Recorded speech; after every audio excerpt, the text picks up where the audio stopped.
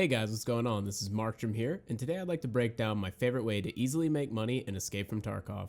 For this raid, we'll be loading in as a scav on the Shoreline map. Shoreline is a particularly fruitful map to do scav runs on for a few reasons. The first is the layout of the map itself. The resort point of interest is centrally located and has a disproportionate amount of loot and task objectives. As a result, the vast majority of PMCs spend their time here, making most PMCs easily avoidable. This, along with the distinct lack of choke points, enables consistent successful runs. The second reason is that scav camps are significantly spaced out in separate clusters. This distance between the clusters is far enough such that killing off the AI in one camp will not make the subsequent camps hostile. Therefore, you can use whatever default loadout your scav character received and upgrade it significantly by methodically killing off the AI. While I'm not promoting player scav on player scav violence, there is currently no significant drawback to killing scav AI as a player scav. Additionally, this run is loads of fun to do with friends. Not only does it yield high enough loot for multiple players to load up their inventories completely, but having allies will certainly boost your success rate as well. Finally, as much as I preach the importance of focusing on improving gunplay rather than looting, sometimes you need a mental break from stringing together many high-intensity PMC raids. This loot run has a very relaxed feel to it, and the variety it provides is refreshing while still promoting positive account progression. I look at this run as two separate phases. Phase 1 will focus on preparing your scav's loadout, and Phase 2 will be looting the resort itself. Ideally, I'd like to begin Phase 2 between 20 to 30 minutes remaining, for the sake of most PMCs having left by then, but still giving myself plenty of time to loot it fully. I arrive at the 20-minute mark if I'm lucky enough to have an extraction point in the resort itself, such as the admin basement or the right wing gym entrance. However, if I have a remote extraction point, I arrive at the 30-minute mark to ensure that I can travel the additional distance and still extract after looting. For Phase 1, the first thing you want to do is evaluate your loadout when entering the raid. Ideally, your objectives are to acquire a large backpack and vest for loot storage, plenty of meds, armor, and a rifle with ranged capabilities. The odds of having all of these, or even one of these to begin with, is typically bleak. So, you'll begin by working your way around the perimeter of the map, hitting different scav clusters and filling out your loadout. If you have a friend with you, you can time your shots so that each of you can kill a different scav simultaneously, making things much easier. Spawning on the north or east side of the map, I will navigate to the road to customs extract, then south towards the checkpoint tower, then west towards the weather station, and beyond to the power station. If I have a decent amount of meds and time remaining at this point, I'll usually navigate to the gas station and run through the fire to hit the crates and additional safe. Only do this after peering through the window and making sure that the doors are closed. If they're open, it's already looted, and avoid taking the unnecessary fire damage. If I don't have enough meds available, I will skip the gas station and begin heading towards the resort. If I spawn on the west side of the map, I'll typically hit the village, the island, potentially the mansions, then east towards the power station. Again, meds and time permitting, I'll hit the gas station before the resort.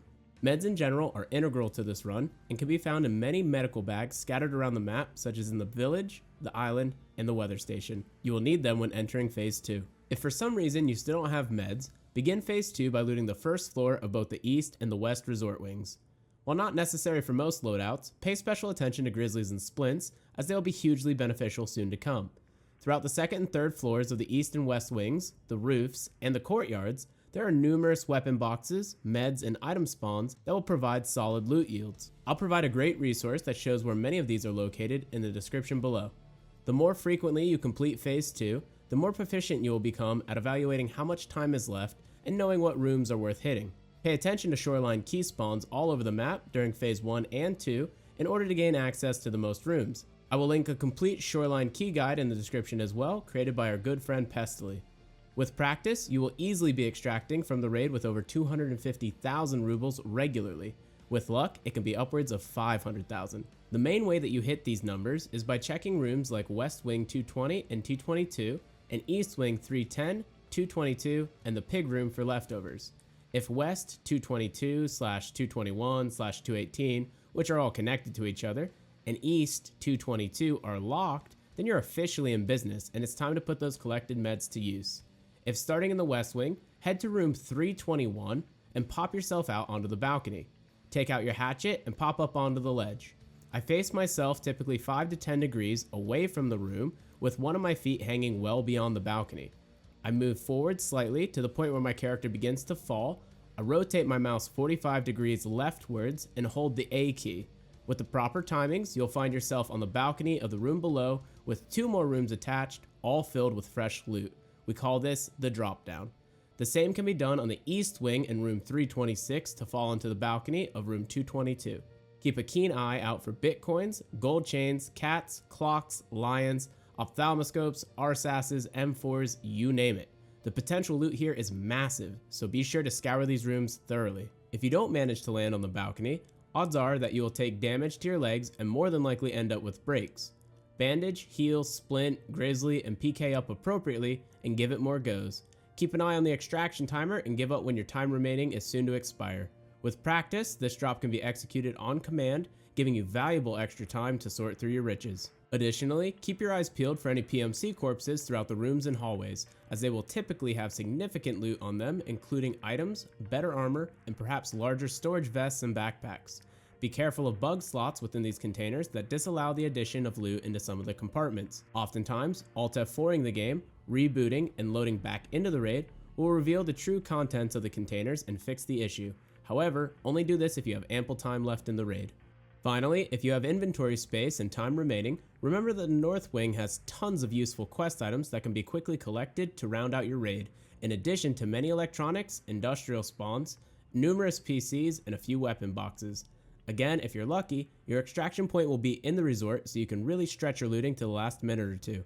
Jump out of your raid and remember to drag your scav loot into your PMC inventory. Hopefully you guys found this information helpful and will allow you to bolster your account's economy and add some variation to your raids. Let me know what you thought in the comment section below and be sure to subscribe for more content like this. Also, if you'd like to be notified when these guides go live, click the bell next to the subscription button and join the notification squad.